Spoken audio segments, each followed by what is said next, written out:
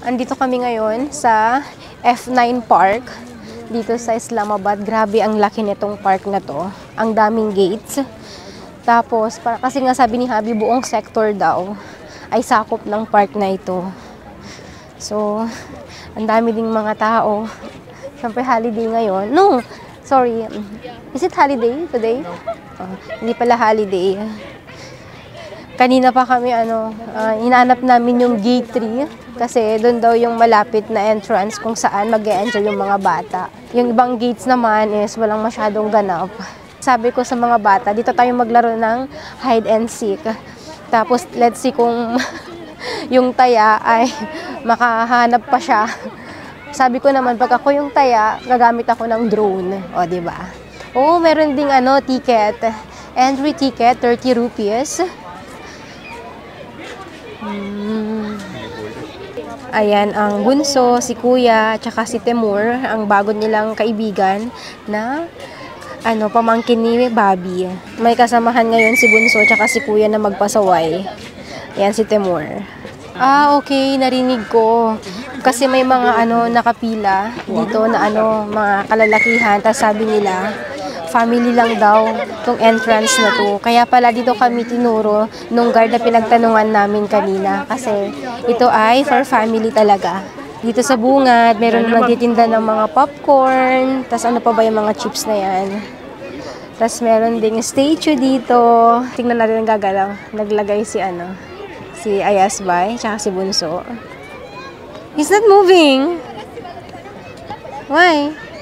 If he was going to give in hand, then he was going to. O bakit hindi siya gumalaw ka ako? Binigyan na namin ng pera. Yun pala. Dapat daw iaabot sa mismong kamay nila sa gagalaw. Ganun ba yun? Okay, may Turkish ice cream dito. Ayan, yung mga bata. Bentang-benta sa mga bata ang Turkish ice cream. May makita kaya ako ditong Filipina or mga Pinoy, kabayan. Baka may maligaw din dito, tapos magkita kami, di ba? Yun nga lang, dahil sa winter season is ang dry. Tapos maalikabok. May mga kalat din, kahit ang dami namang basurahan na nagkalat sa gilid. Okay. So, mga iba't ibang tawag nito.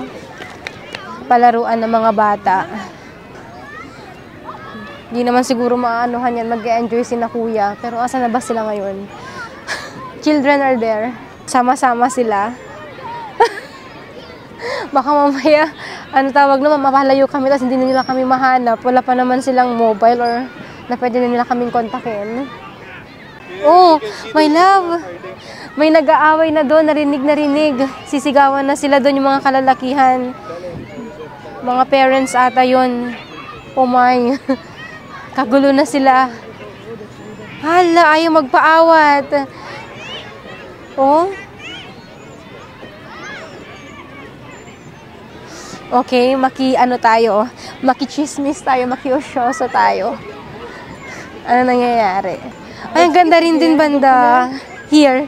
Look! Ito pala yung nagustuhan ni na Kuya, tsaka ni Bunso. Bobby, let's go first and check why they are fighting.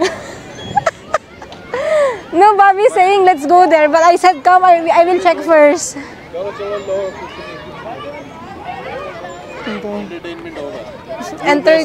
Entertainment over. I miss daw, sabi ni Habi. Nachismoso din ha. Kaya palang ang daming families. Tapos, kasi gustong-gusto ng mga bata dito. Gawa ng 30 rupees lang naman yung ticket price. Pero may enjoy na nila itong buong park na ang daming mga palaruan. So, gagapang muna sila dito bago sila mag-slide doon. O, asan na yung mga bata ulit?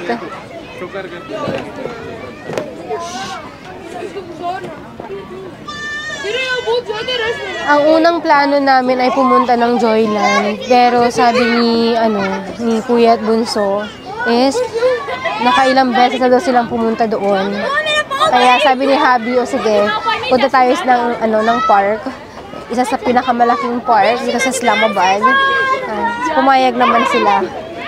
O diba, mas nakatipid pa kami kasi 30 rupees lang yung ticket. Confirm that side is dangerous. Okay. Like we are getting like electric shock. Aha. Dangerous daw yung side na yun. Sabi ni Kuya, ano daw sila, may electric shock daw. Nagsawa na yung mga bata dito. Lipat naman daw sila sa kabila. Iwan na namin yung mga bata doon, kasama si Bobby. At kami naman ni Habi ay maglakad-lakad lang din dito. Di ba? Ngayon lang ako nakapunta.